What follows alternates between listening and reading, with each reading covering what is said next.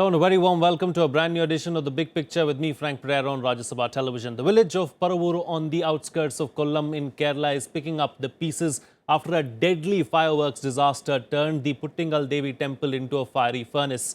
More than 100 people died in the incident on Sunday morning and nearly 400 others were taken to various hospitals in Kollam and Tirunanthapuram districts. While hundreds of families are struggling to come to grips with the enormity of the tragedy, a blame game is being played out on the sidelines. But could the tragedy have been avoided? Will the tragedy change anything in the way we celebrate religious events in the country? And is there a need for mandatory audit of crowds in temples?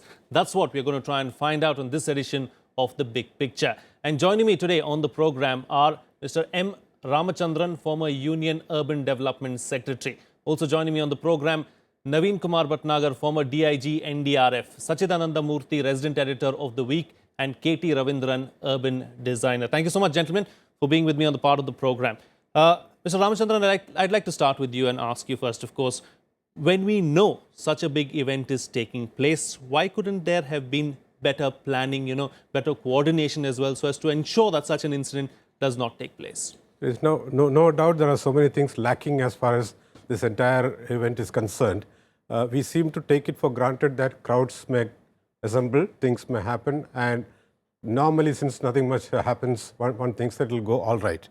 This will raise various questions. First of all, I'm a firm believer in the authority of the district administration when matters like this come up. Over a period of time, we have successfully succeeded in eroding the authority of the district administration. It was for the collector and the superintendent of police to take care of situations like this and take all required precautions. There has to be a standard operating procedure for events like this, especially when fireworks are to be used. Large number of people would be assembling. There has to be. And in a state like Kerala and very many other parts of India, this keeps happening. So gone are the days when we could think that one could take things for granted. So what precautions were taken? We have reports saying that no permission was given to have fireworks.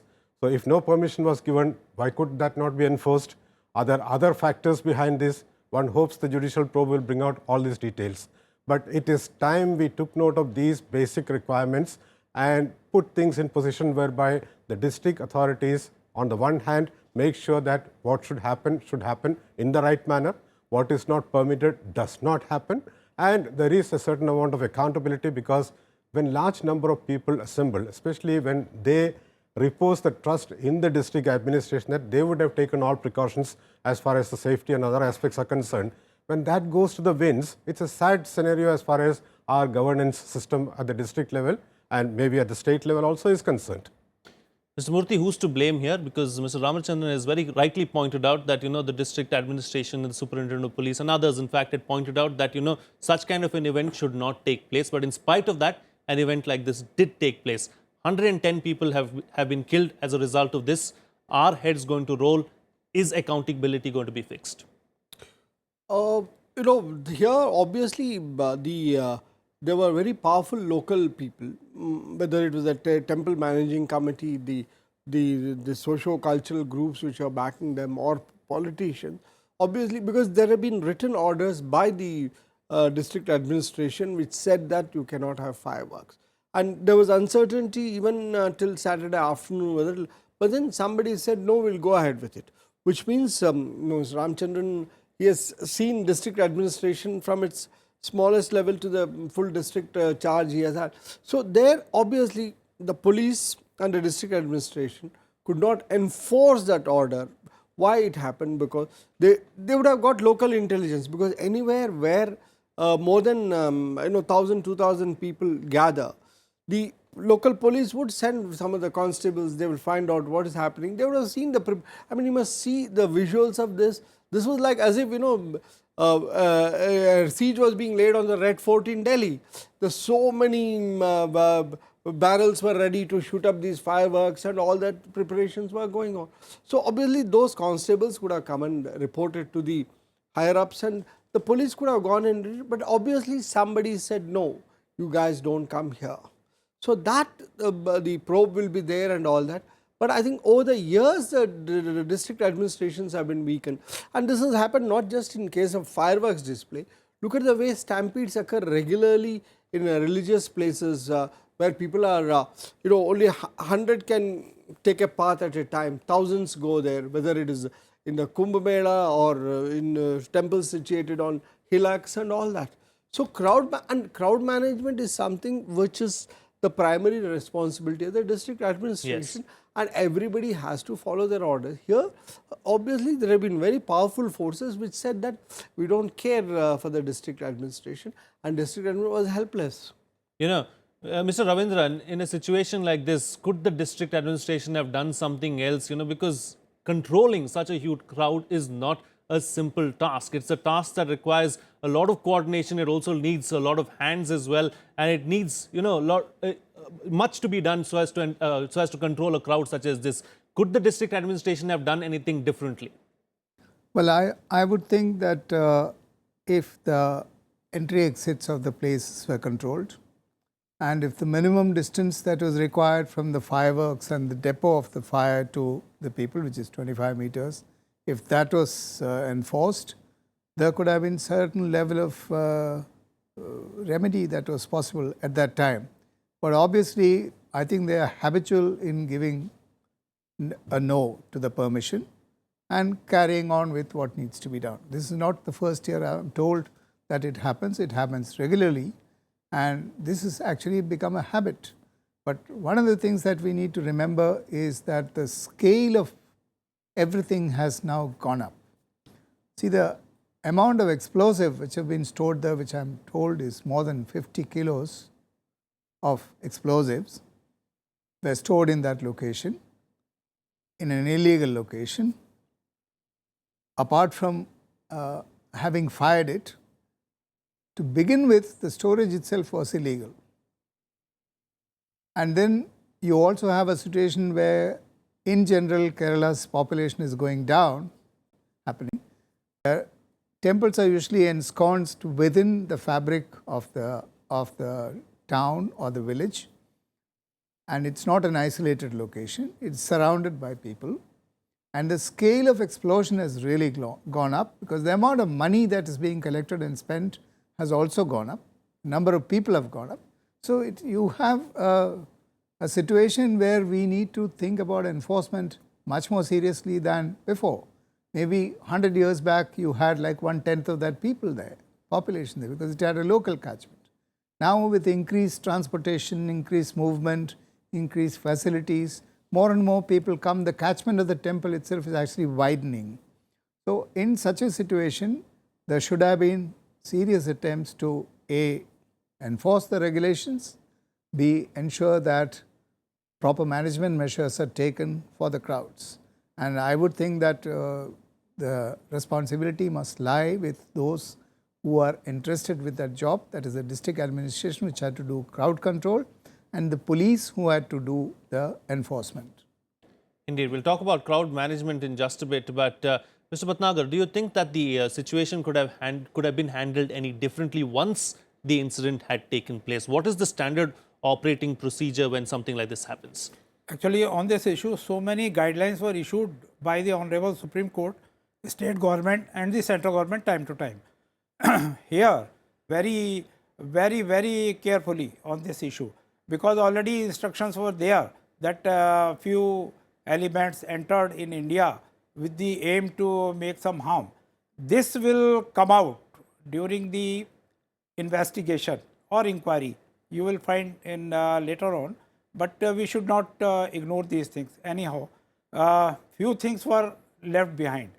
Where the stock of this explosive were kept, it should be kept under the height of a sandbags, and proper fire fighting arrangement should be there. Fire vehicles should be remain present there. Number 1. Number 2, the people for the controlling the people, this crowd control management was very poor, and the medical team arrangement was very poor.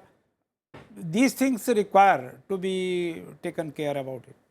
Mr. Ramachandran, but that's the case with, with any religious gathering that takes place in India, isn't it? I mean, there is no crowd control whatsoever. It's an act of God if you survive. I won't agree with you fully on that. There are drills, and since these happen behind the scenes, all of us may not be familiar with what is the planning which goes on. As Mr. Murthy was saying, when there is a crowd going to get together, there will be a certain assessment of what is it going to be, what type of people, what exit routes are generally available. That's what I said. If you take things for granted and think that every year this has been happening, so this year also it will happen, that's where one tends to go wrong. So where things taken for granted then, would you say? That's where the sensitivity really comes in. So, I mean, this is something about which we probably cannot comment at this stage. Yes. We have this picture where the collector had refused permission.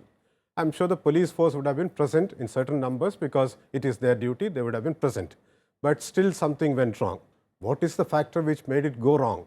I'll have to think of reasons beyond the normal scheme of things where, I mean, as you are trying to hint, when religious matters come, we tend to become a little bit slow or careful, or we tend to go along with the tide. But when it comes to religious issues only, even if it's whichever part of the country it is, we succeed in managing Kumbh Melas where even larger number of people assemble. So there is a certain drill about it. I'm sure on all these occasions, an alert district administration would think in terms of what sort of crowd would get together, what would be the exit entry arrangements. One would generally take care of that. To what extent the temple authorities cooperated in this exercise or not, that's an issue. It's not that our administration is totally new to crowd control. This keeps happening, whether it is religious, political, and any other type of crowd getting together. There is. But whether there has been laxity or not, that is something which probably, as I said, the probe will find out. So an alert district administration would have taken care of whatever possible situations can arise and would have prepared themselves for that. Indeed. Apparently, something has gone wrong somewhere. Not giving permission is only one part of it. But even after not giving permission, if something is going to happen, what did the administration and the police do about it? There would be questions about that. Did they try to stop? Were they overwhelmed? But if forces and district administration gets overwhelmed, then there is nothing left in this country. Indeed, indeed. Mr. Bhatnagar, you had a point to make. Yeah, already orders were there, and this time 100% there was a feedback that something will happen on such occasions. Then why the district administration took it very lightly? In this case, I'll totally blame to the district administration to be very they have not used the common sense. Even then, the important things they have not followed, the proper norms they have not followed, and I don't know why this happened and why they became so lax. Very sorry. Okay. Mr. Ramachandran, would you agree with that? Would you say that the blame squarely lies with the district administration and the superintendent of police? No, there are two parts of this statement which we heard. He says there has been some report. I am not privy to that. I cannot comment on that unless it is from an authority who has shared some sort of report. That's one part. The other part, of course, I have already stated, there is something which was lacking in this entire exercise. As I said, even if no permission was given, then what other action did you take when you knew this many number of people would be assembling there? And when you deal with sensitive things like fireworks and things like that, I mean, it could be fireworks, it could be any other type of situation. Yes. About which the district administration would always anticipate. I mean, it may happen or may not happen, but one has to anticipate what are the different possibilities. Indeed. Were they fully prepared for that? If they were prepared, I suppose they will come up with their version as to whether the number got limited to 100 only, it could have been more or not. That's all again details which would come out when the inquiry proceeds. But even this 100 could probably have been reduced if there were enough precautions. Indeed. So there are questions unanswered. I guess a thorough probe will answer those questions and we'll know in due One course of time. hopes so. One hopes One so. hopes at least. And I hope it doesn't get carried away by the events which would happen subsequently. Indeed, indeed. Mr. Ravindran, let's take the discussion forward and talk about crowd management now, and whether we need something new as far as crowd management is concerned, a model probably that needs to be followed. Absolutely. As I said earlier, the scale of the problems have actually increased manyfold. The amount of money that is being spent has really gone up. The amount of explosives, I'm sure, was never this big in earlier occasions. The number of crowd was never this big. There is a new situation. And I don't buy this argument that it is a religious issue and it's sensitive and so on. Then let's have separate legislation for sensitive issues. We have to have one law in this country and everyone has to go by it. And if there is a Supreme Court order saying that you cannot use fireworks or you can't use any blasting sounds after 10 o'clock in the night, that should be adhered to. I don't see why it should not be adhered to. There is nowhere in the scriptures that you have to do all this to celebrate an event. These are just events which are brought together by people and because of the power of money that they have. So the amount of money is also going up. So when in such a situation, there is no excuse at all for having done such a thing. There are laws in this country. We have no dearth of laws. We have permissions which are needs to be sought. And I also understand from the papers that the collector had sent the notice that was sent to the temple administration, also to the police. So everyone was in the know, and this seems to be a kind of a, covering everyone's back kind of situation, where the track is covered by a piece of paper, but the activities would go on anyway. So the impunity with which these activities are going on in the country is quite alarming. Yes. And I think when there is a law, the law needs to be enforced Indeed. for one and all. Indeed, there are laws and the laws need to be followed. That's what is coming out of this discussion here. But Mr. Murthy, do you get a sense that we tend to get carried away when it comes to such kind of gatherings and, the drum beating and the firecrackers and everything that is attached to it can be done away with, like Mr. Ravindran was saying. None of this is really written in the scriptures anywhere. No, but Frank, on Friday, I was in Kerala. I was traveling from Ernakulam city to the airport. So in the town of Aluva, we were stuck because there was a temple feast was going on. The New Year was coming. So, and then there were fireworks around 7 p.m. So I asked the driver said, sir, we'll be stuck here for an hour and you can watch the fireworks, because I could see it was all flying. Then I realized that, oh, they're doing it in the evening. I told the driver said nowadays they're doing it in the evening. So, but then what struck me was, this happened in Paravur at 3 a.m., which means somebody has blatantly violated that, because Supreme Court says after 10 p.m. you cannot. But then that is a problem with our society.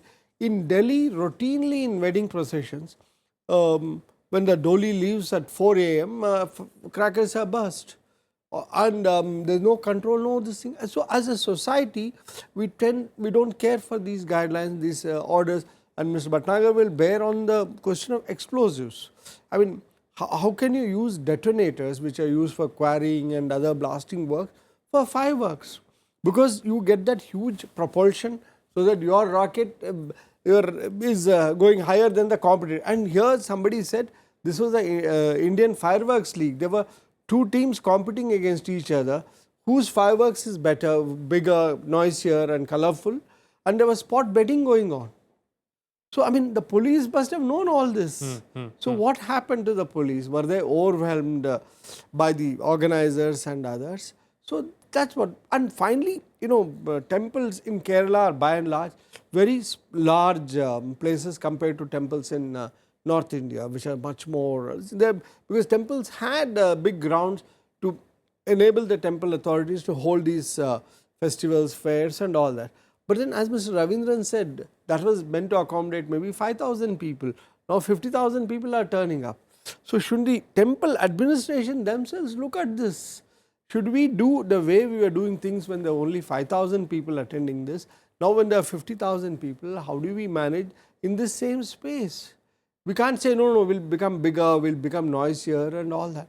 So I think there's a lot of responsibility even for the Devaswam board. They control all these temples. They must now move into a modern this thing. When small children say we should not have fireworks, they pollute, they do this. I think all section of people have to get together. But otherwise, now this is a season of fireworks in Kerala. There are going to be more than 100 temple festivals in the next 4 days, including the famous Trichur Puram. Yes. So what is the government doing? Indeed. That's also... Indeed. Mr. Ramachandran, are there a set of guidelines when it comes to such huge gatherings that take place around the country? Are there a certain set of guidelines that someone needs to follow, and what needs to be done when something like this happens? Normally this would be there because state governments and the home departments or the respective state governments would be issuing any number of guidelines on this followed by whatever the Central Home Ministry also issues. When it comes to explosive, when it comes to other precautions required in today's scheme of things, there would be any number of guidelines which would naturally would have traveled to the district level also. So it's all there. But the unfortunate part is when our personalities holding positions keep changing very fast. One doesn't know it would be worth looking at what type of a tenure the collector or a superintendent of police has in a district like this, whether he or she has been there to see one or two or three of these events over a period of time. These days that doesn't happen. That's another weakening of the district administration as I see it. You have someone for 6 months or 8 months or so, he or she has seen one such incident, and by the time the next one comes, another person has come in, and that person has to get used to these things. So there are these instructions which are there, but it's a question of how keen you are to go through these, familiarize yourself and practice it and make sure that it is followed.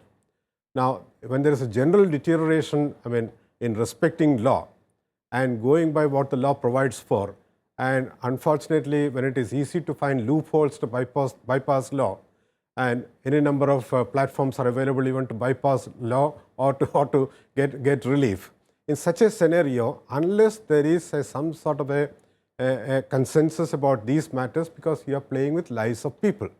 So what one can expect in this scenario is, one hopes the Judicial Commission of Inquiry will come up with clear procedures which need to be followed, though it may be a repetition of what is already there. But will they be followed again is another question. The slight change in scenario here would be elections would take place, a new government would take office in Kerala. I hope that new government will at least make sure that whatever needs to be followed are followed, and they will give that type of freedom of action to the district administration, that there will not be any interference as far as the political system is concerned, and it is for you to ensure this.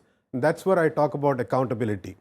If accountability is fixed and it is possible, see, accountability has to be there, and for that one has to be given the freedom of action. Yes. And if that also gets influenced, then there is no accountability and there is no freedom of action in the sense of following the required procedures.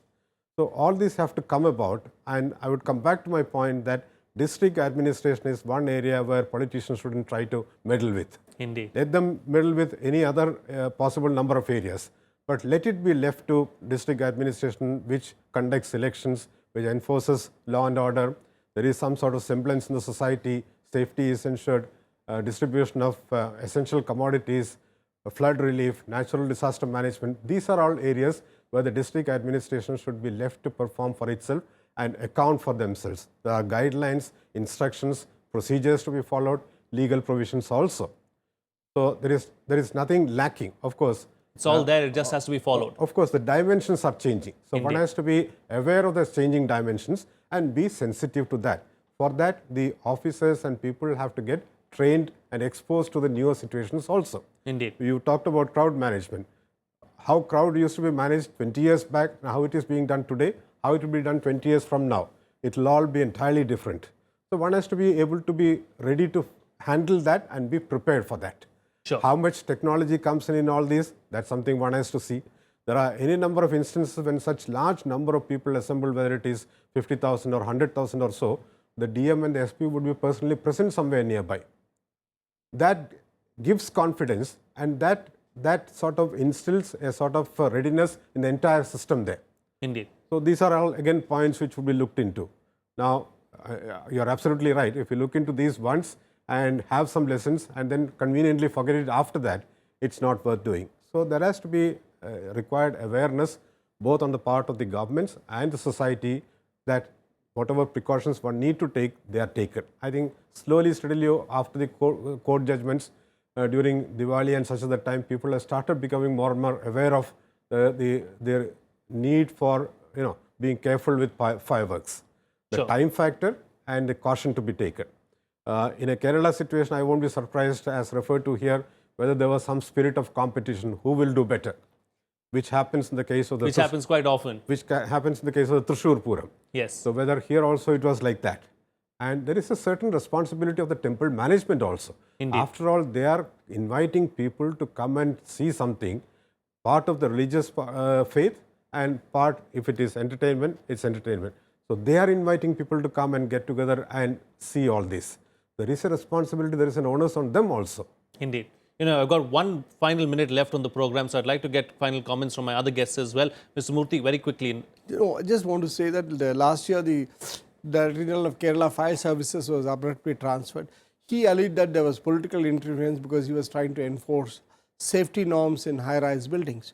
So, and then he said that the working of fire norms everywhere was in shambles. So, this also I hope the inquiry will look into. Indeed. Mr. Bhatnagar, very quickly. NDEF Act and policy on the disaster management should be meticulously followed throughout the India in every state where we are lacking behind. Okay. And Mr. Ravindran, closing comments from you. Well, I would suggest that, I don't know exactly what is the mandate of the Judicial Commission which is inquiring. Normally, it is to fix responsibility, not to make proposals for future. So, if future proposals have to be made, it's very evident that the scale of things have changed. We need to relook at these things. We have to revisit the implementation processes.